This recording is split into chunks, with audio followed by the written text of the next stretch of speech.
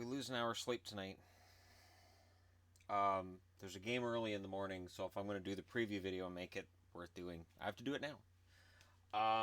There's only 4 games, so I'm going to go ahead and put in the description for this video a plug to my other channel, because why not?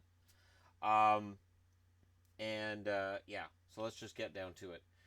Boston's playing tomorrow morning. I haven't heard anything about Brad Marchand hearing. I would imagine there'll be some kind of a hearing. I don't know that he's necessarily going to be in the lineup tomorrow, or if Boston will take the preemptive measure of pulling another top 6 forward out of their lineup.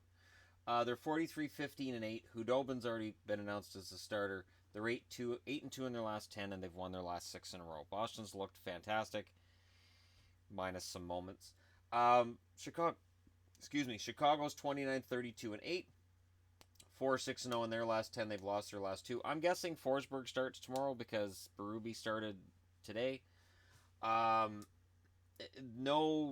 no turnaround on this. Very short turnaround between games. Old-fashioned home and home between 2 original 6 teams. And this Chicago should break the streak here, I would think. Again, and it's been said that I'm tough on them because they're my team, but I personally think that while they've been on a great streak and everything's going really well, they're due for a loss. This to me feels like it because it's a back-to-back. But Hudobin's played well, and Chicago manages to find ways to lose games. That's why they're where they're at, the power rankings. And they're going to do their best to make sure that doesn't continue. The Islanders, they're in against Calgary. The New York Islanders are 29, 29, and 10. They're 2, 4, and 4 in their last 10. They've lost their last 8 in a row. Halak is probably the starter. I don't know that it matters. Does it matter if it's Gibson or Halak? Like, Gibson's played well, but they don't score for him. Halak, they score for him, but he allows too many goals. I don't know. And they're in Calgary against the 34, 25, and 10 Flames, who are 4, 4, and 2 in their last 10, but they've won their last 2. I would imagine Riddick gets the start. You need all the wins you can get, and since Riddick's the hot hand, I would imagine they'll go with him. The Flames are an interesting case in that they're outside the playoffs. They're with the Blues as teams outside the playoffs that weren't supposed to be. This isn't supposed to be how this season was going to go. Calgary added Hamonic to their blue line. They felt good with adding Smith as their goaltender, and they felt that this was the year they were going to go from being a middle-of-the-road, made the playoffs, happy we got there out in the first-round team, to being a contender. And that hasn't happened. Now, a game at home against the Islanders, you have to win this. The Islanders have lost 8 in a row. They are a very humble team. Now, 4 of those losses have been via shootout / overtime. So they're not getting killed for the most part, but they're not getting wins. The Flames have to show a killer instinct, and they have to take care of the New York Islanders. And for the Islanders, there are no flickering playoff hopes right now for the Islanders. They've played 68 games. They got 14 left. They're not going to the playoffs. It's not happening.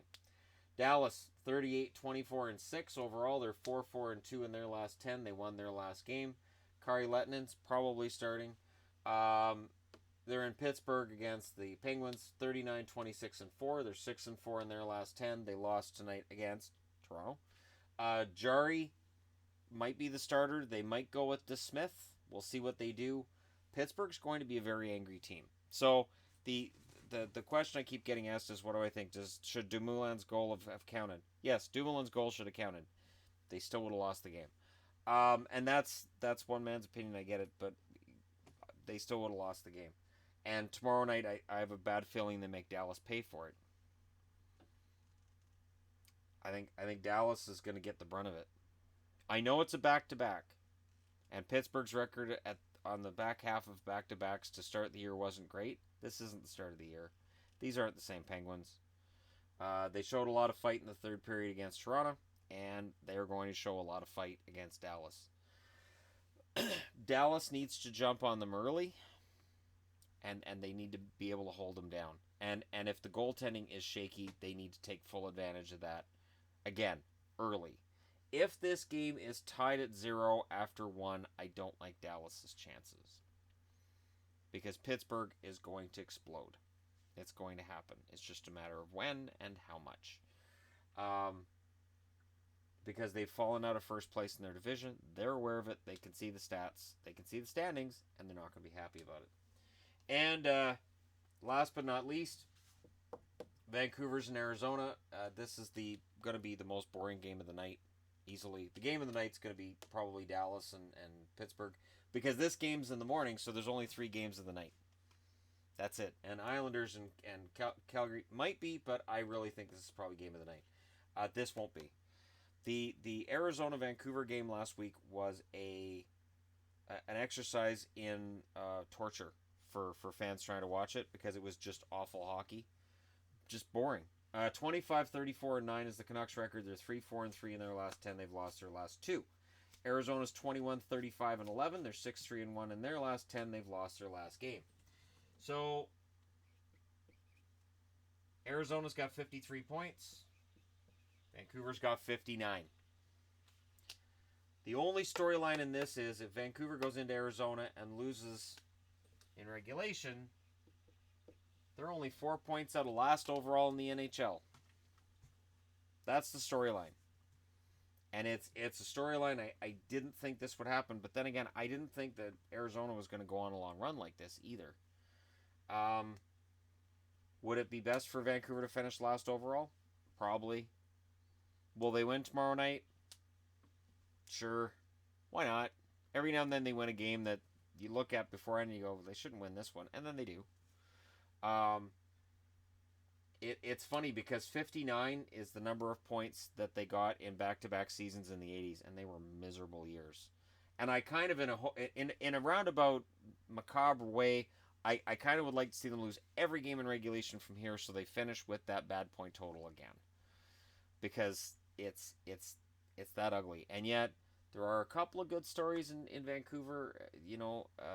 Horvat's played well since coming back from injury, and Daniel Sedin's played well, but there isn't enough going on in Vancouver of a positive nature to really discuss a whole lot. And Arizona's been the better team over the last month and a half by a lot. So you guys can let me know who you think's going to win these games.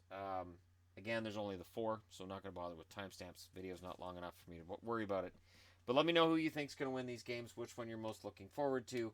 And don't forget to hit like and subscribe if you're browsing your way through. You just happened upon this video. And thank you guys so much for watching. I'll talk to you again soon.